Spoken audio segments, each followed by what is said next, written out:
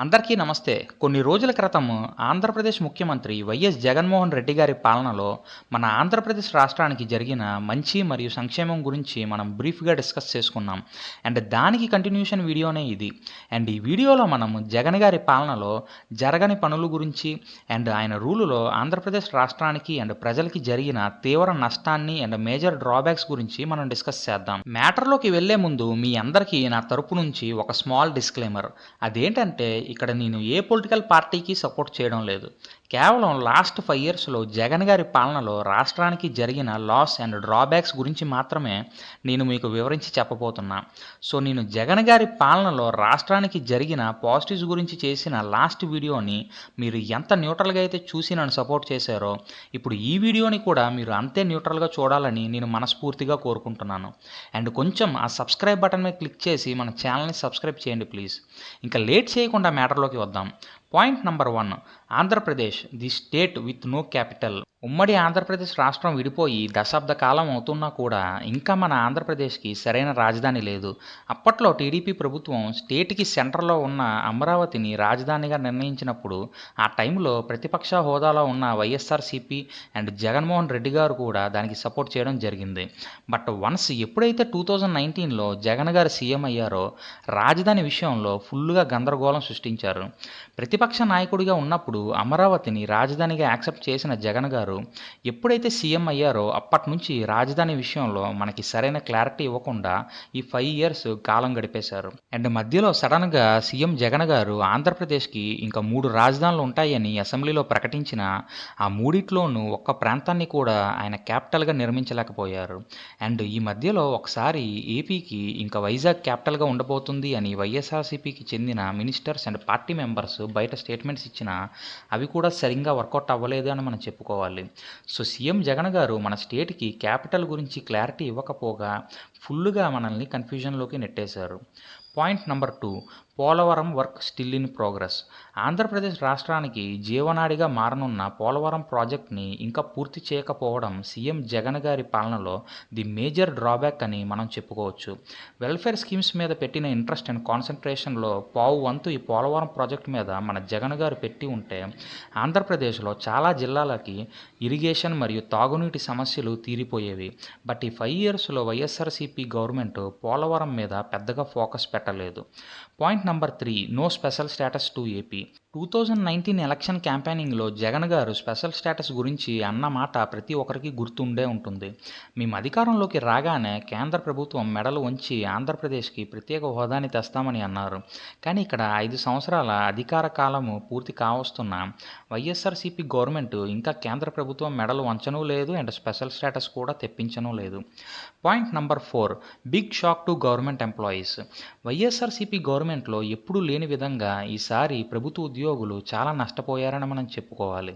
చంద్రబాబు నాయుడు గారు ముఖ్యమంత్రిగా ఉన్నప్పుడు ఎంప్లాయీస్కి 43% పీఆర్సీ ఫిట్మెంట్ ఇస్తే జగన్ గారి హయాంలో మాత్రం వీళ్ళకి జస్ట్ 23% ఇచ్చి చేతులు దులుపుకున్నారు. ఎంప్లాయీస్కి చెల్లించాల్సిన పెండింగ్ బకాయిలు కూడా చాలా రోజుల నుంచి పెండింగ్లో ఉన్నాయి. సీఎం కాకముందు సిపిఎస్ని రద్దు చేస్తాం ఓల్డ్ పెన్షన్ స్కీమ్ని ఇంప్లిమెంట్ చేస్తామని ఎంప్లాయీస్కి జగన్ గారు హామీ ఇచ్చి ఇప్పుడు సీఎం అయ్యాక వాటి గురించి మర్చిపోయారు. వైఎస్ఆర్సీపీ గవర్నమెంట్ వైఖరి వల్ల గవర్నమెంట్ ఎంప్లాయీస్ అయితే చాలా నిరాశతో ఉన్నారు. Point number 5, irregular salaries to municipality anganwadi workers. మనం ఉండే పరిసరాలని శుభ్రం చేసే పారిశుద్ధ కార్మికులకి అంగన్వాడీ సెంటర్స్లో వర్క్ చేసే అంగన్వాడీ వర్కర్స్కి శాలరీస్ టైంకి పడి చాలా ఏళ్ళయ్యాయని మనం చెప్పుకోవచ్చు. 2 నెలలు 3 నెలల వరకు కూడా వీళ్ళ జీతాలు పెండింగ్లో ఉండి అప్పుడు ఒక్కసారిగా పడుతున్నాయి.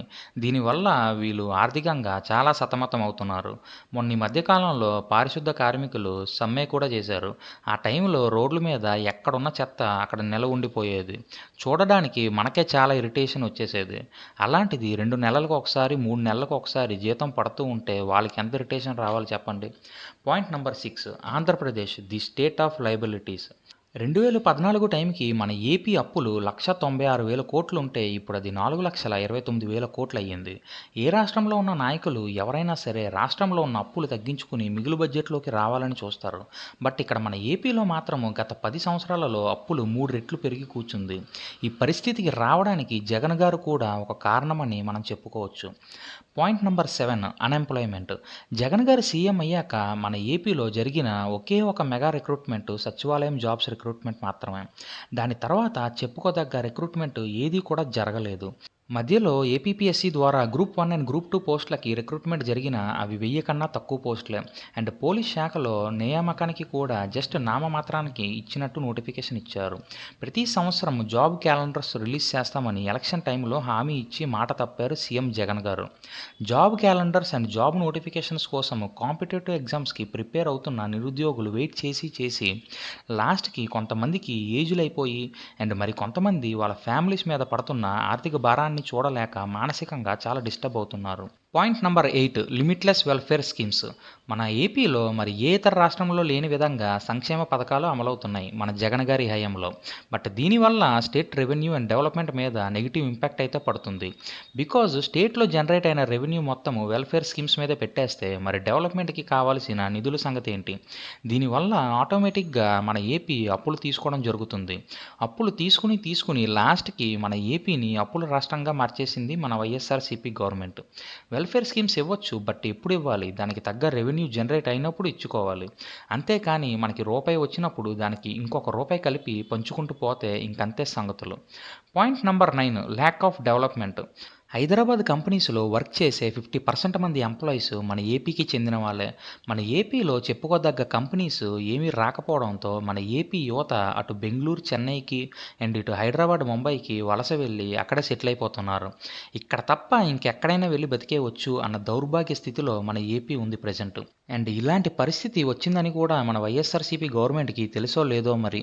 ఏపీలో కొన్ని చిన్న చితక కంపెనీస్ వచ్చినా కూడా వాళ్ళు ఇచ్చే 10,000, 15,000 ఇప్పుడున్న సిచ్యువేషన్కి సరిపోక మన ఏపీలో ఉన్న యూత్ మాత్రం చాలా తీవ్రంగా సతమతమవుతున్నారు. సో ఇవ్వండి జగన్ గారి పాలనలో స్టేట్కి జరిగిన negative impact and drawbacks. Maximum నేను అన్నీ కవర్ చేశానని నేను అనుకుంటున్నాను. నేను ఏమైనా మర్చిపోయి ఉండుంటే మీరు ఆ పాయింట్స్ని కింద కమెంట్ బాక్స్లో కమెంట్ చేయండి. అండ్ జగన్ గారి పరిపాలనలో మన రాష్ట్రానికి జరిగిన ప్రయోజనాలు అండ్ మంచి విషయాల మీద కూడా నేను ఒక వీడియో చేశాను. ఆ వీడియో లింక్ని నేను కింద డిస్క్రిప్షన్లో ఇస్తున్నా. జగన్ గారి అభిమానులు ఎవరైనా ఉంటే ఆ వీడియోని ఒకసారి చూసేయండి. అండ్ ఇప్పుడు నేను ఈ వీడియోలో చెప్పిన ఇన్ఫర్మేషన్ కనుక మీకు నచ్చితే ఈ వీడియోని లైక్ చేయండి, మీ ఫ్రెండ్స్కి షేర్ చేయండి. అండ్ మన బాబాయ్ 369 ఛానల్ని సబ్స్క్రైబ్ చేసుకోవడం మాత్రం మర్చిపోకండి. అండ్ మీ ఫ్రీ టైంలోని మన ఛానల్లో ఉన్న వీడియోస్ అన్నిటి మీద ఒక లుక్ వేసేయండి. ఎందుకంటే వాటి వల్ల కూడా మీరు చాలా ఇన్ఫర్మేషన్ని గ్యాదర్ చేసుకుంటారు కాబట్టి. సో నేను ఇంకొక వీడియోతోని మళ్ళీ మీ ముందుకు వస్తాను. అప్పటి వరకు కీప్ వాచింగ్. జై హింద్.